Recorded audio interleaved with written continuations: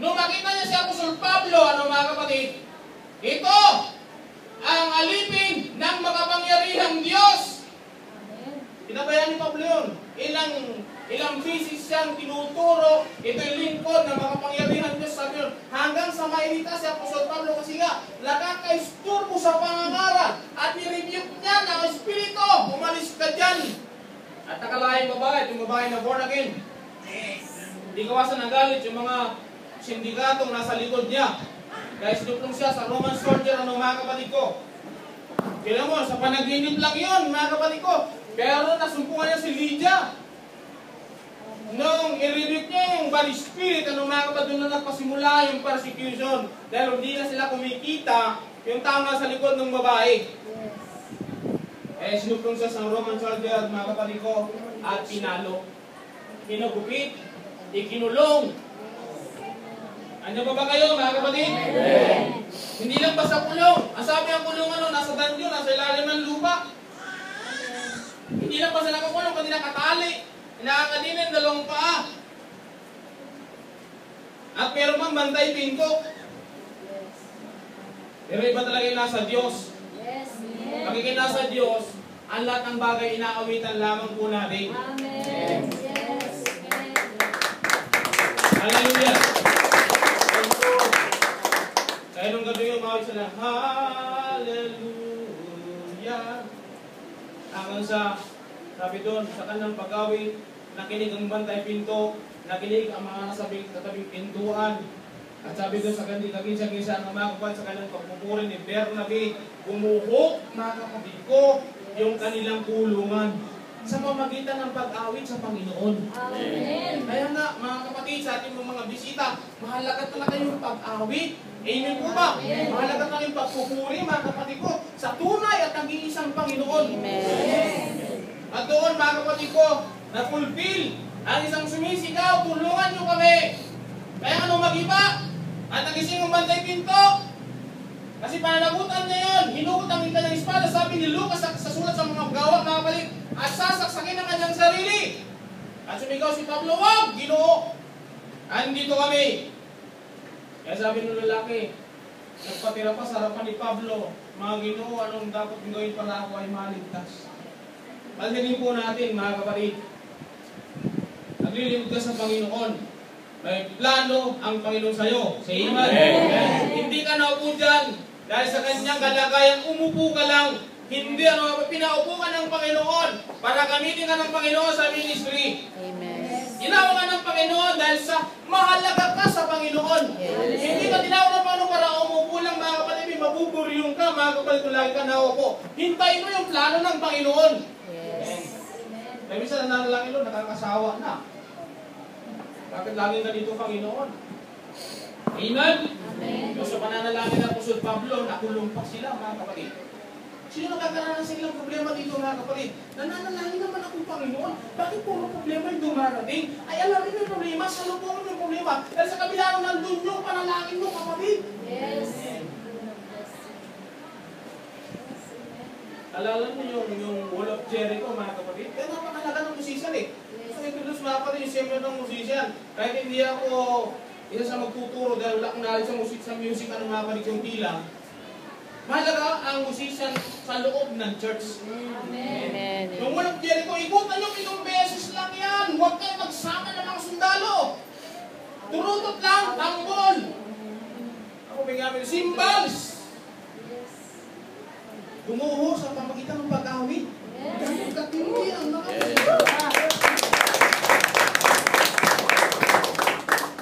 Ako parang musician. Musician lang ako sa mag-100% eh. Amen?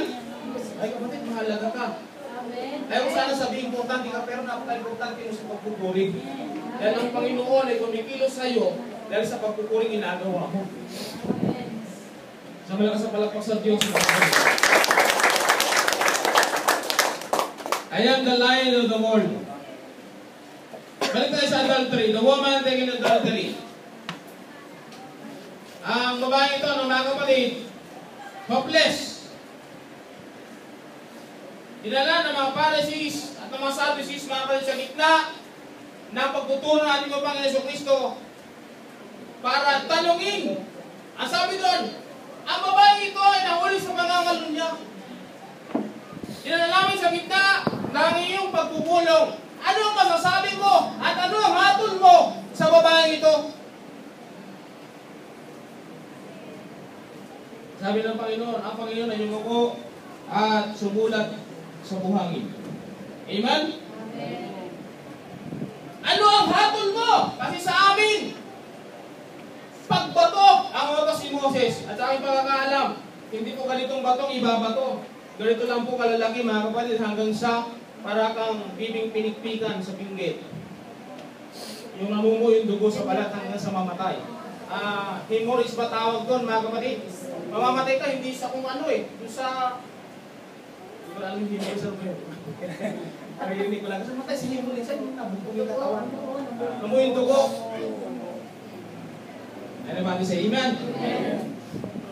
Hindi man laking bato, maliliit lang. Binabato lang mga kapatid. Talagang iniipunan nila yun kasi bakas yun eh. Sino na magkasal kailangan batuhin? Amen? Yes. Yung po ang Panginoon sumulat sa lupa. Glory to God. Ang lahat ng mata ay nakatingin sa babaeng makasalanan. Natutuwa naman po yun. Pag nakita tayo ng babae nagtatrabaho sa warehouse, mga kapatid, sa video okay, mula sa paglabas ng pinto hanggang sa mawala, sumusunod. Hindi lamang lalaki, pati bata, mga kapatid ko. Ay, babae, mababang, lipat. Ganun katindi, mga kapatid ko, 2,000 taon na nakalipas. Hanggang ngayon, yung interpretasyon sa kanilang kalagayan, ganun pa rin. Kaya nga, ang babaeng ito, hopeless, mga kapatid ko. Everybody say amen? Amen. Kaya nga, ang Pariseo, inilagay ang babae sa gitna dahil para mahuli ang ating upang Jesucristo at mayroong may sumpong pagkanagkamali sa kanyang sagot. Kaya nga, let's bring a knowledge of our need. Amen po ba? Amen. Nagdadala ng kaalaman pag ikay may pangangailangan.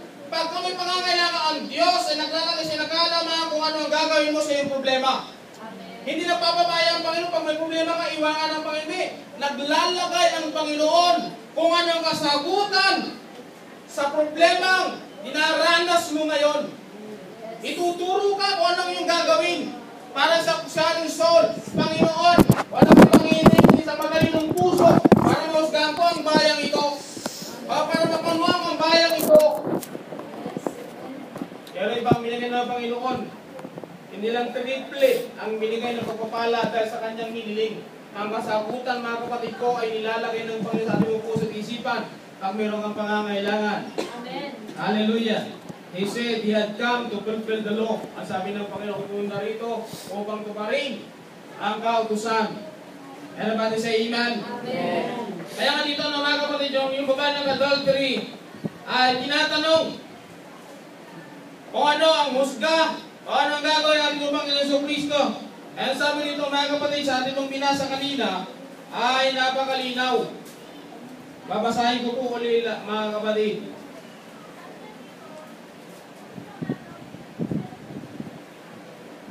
Sabi sa verse 6, mga kapatid ko, at ito yung kanilang sinabi at siya sinubok upang sa kanila may maisumbong sila.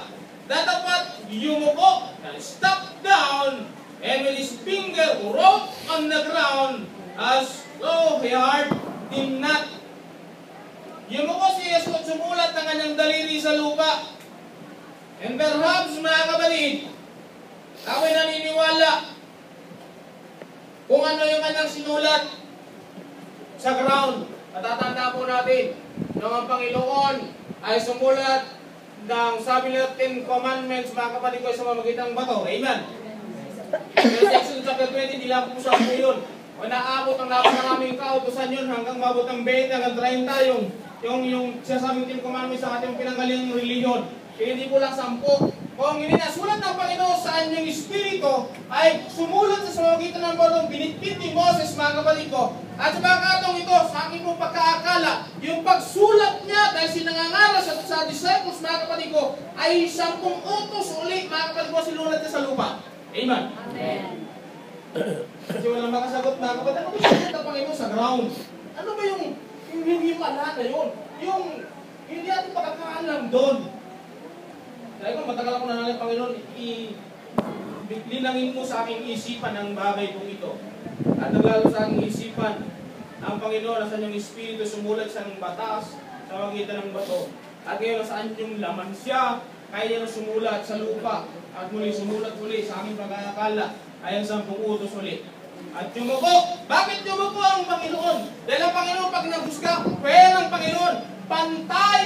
Maghusga ang Panginoon sa mga kasalanan, sa mabuti, ay nagpapaulan ng Diyos. At tumalikod ng Panginoon. Kung sino walang kasalanan, siyang unang bumato. Andiyan pa ba kayo, mga kapatid?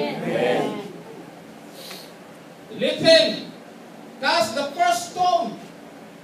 Kung ikaw walang kasalanan, batuhin mo. Ito, mga kapatid.